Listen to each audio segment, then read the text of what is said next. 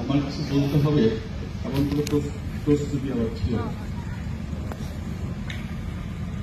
PS সম্পর্কে আমি অনেক আগে থেকে জানি, আর আজ এখানে পিএস এর মাননীয় এমপি মহোদয় এখানে আছেন, আমি তাকে সম্বোধন করছি এবং আপনাদের আসলে সবার সম্পর্কে আমার খুব ধারণাও নেই। আমার সেই অজ্ঞতার জন্য আমি দুঃখ প্রকাশ করছি।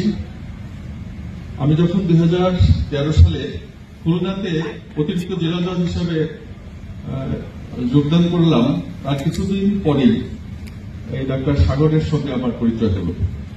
সেই থেকে ও আমার ছোট ভাইয়ের মতন, এবং আমি আপনাদের সাথে কিন্তু যুক্ত আছি, টিএনসির সাথে কম বেশি কিন্তু একটু মানে পারিবারিকভাবে যুক্ত আছি। আর একটা বিষয় হল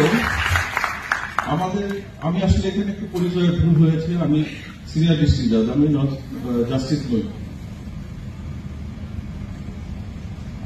তা আমার সাথে ওই সময় থেকেই টিএনসির একটা সম্পর্ক আছে, অনেককেই চিনি। কামরুল সাহেবকে আমি চিনি, তারপরে আবেদ ভাই আজকে আছেন কিনা জানি না এখানে, ওনাদের সাথে আমি খুলনাতে বা পরবর্তীতে দেখা হয়েছে।